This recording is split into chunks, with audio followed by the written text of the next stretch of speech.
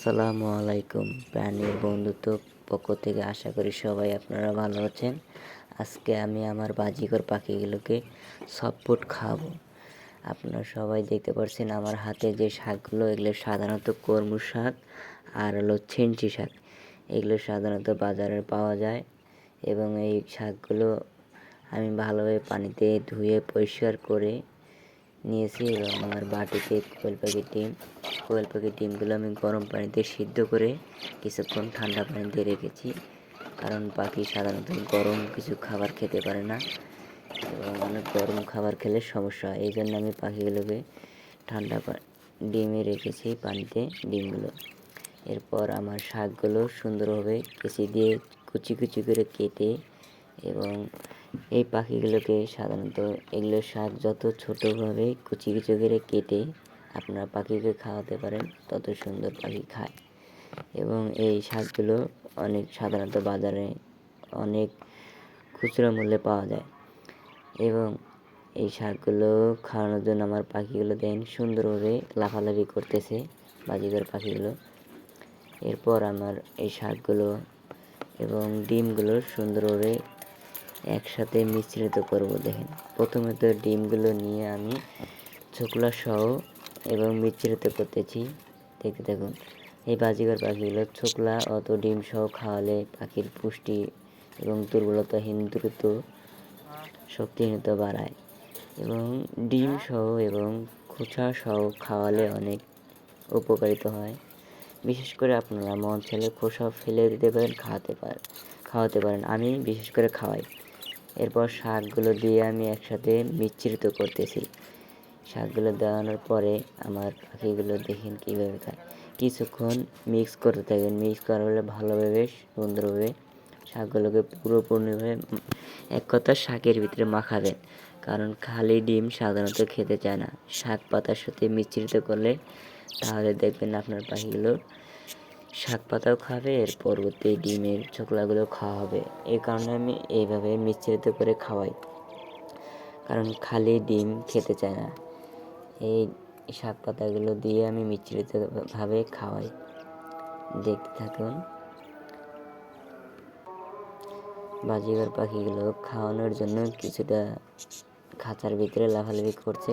দেখুন কীভাবে লাফালাফি করে আমার পাখিগুলো। এরপর ভেতরে খাঁচার দরজা খোলার সাথে সাথে আমার খাবারের পাত্রে উঠিয়ে পাখিটা কীভাবে খাদ্যর মন্ত্রীর মতো খেতে শুরু করছে। দেখেন সুন্দরভাবে খাচ্ছে এবং পাতাও খাচ্ছে, সাথে ডিমগুলোও খাওয়া হচ্ছে। সাধারণত এরা খালি ডিম খেতে চায় না, এই কারণে আমি মূলত শাকের সাথে ডিম মিশ্রিতভাবে করে খাওয়াই। সপ্তাহে 2 দিন খাওয়াবেন এবং সকাল এবং রাত অথবা সন্ধ্যাবেলা খাওয়াবেন। বিশেষ করে আমার সবগুলো খাঁচার ভিতরে আমি সফটগুলো এভাবে সেট আপ করে দিয়ে থাকি। দেখতে থাকুন। পাশেই বাজিগর পাখিগুলো বাচ্চা দিয়েছে এবং মোটামুটি আলহামদুলিল্লাহ আমার বাজিগর পাখিগুলো বাচ্চা অনেক সুস্থ আছে, স্বাভাবিক আছে।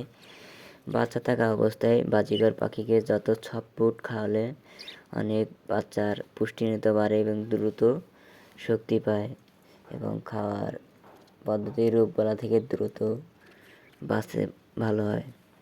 বাজিগর পাখিগুলো সাধারণত বাচ্চাকালীন অবস্থায় সিড মিক্স বিশেষ করে খাওয়াবেন, তার পরবর্তী সফট খাওয়াবেন। সফট খাওয়ালে শক্তিহীনতা এবং দুর্বলতা দূর করে বাজিগর পাখি। শীতকালে আপনি আপনার পাখিগুলোকে সরিষার দানা আর অন্যান্য জিনিস খাওয়াবেন, যেগুলো খাওয়ালে সাধারণত পাখি গরম তাপমাত্রা থাকে। আর বিশেষ করে শীতকালে পাখিগুলোকে রোদে দিবেন। রোদ এলো ভিটামিন সি, এই কারণে পাখি সাধারণত আমার পাখিগুলো আমি কিছুক্ষণ রোদে তাপমাত্রা দেই এবং অনেক রোদে থাকা অনেক সর্দি কাশি রোগবালা দূর করে। ভিতরে দেখতে পাচ্ছেন আমার এই জোড়া পাখি ভিতরে বাচ্চা দিয়েছে এবং এই বাচ্চাগুলো অনেক সুন্দরভাবে খাচ্ছে। বাজিগর পাখিগুলো সফট খেতে অনেক পছন্দ করে। আপনাদের পাখি পালনের ইচ্ছা থাকলে আপনারা বিশেষ করে বাজার থেকে এক মুঠো কলমুল শাক এবং কোয়েল পাখির ডিম সাধারণত বেচে, এগুলো সিদ্ধ করে পাতার সাথে সিড মিক্স সফট ফুড হিসেবে মিশ্রিতভাবে খাবেন। আমি যেভাবে আপনাদেরকে দেখালাম, এভাবে খাওয়ালে পাখি দেখবেন আপনার ডিমগুলো খাচ্ছে এবং পাতাগুলো খাচ্ছে। আশা করি দেখতে পাচ্ছেন আমার পাখিগুলো সুন্দরভাবে খাচ্ছে। আসসালামু আলাইকুম।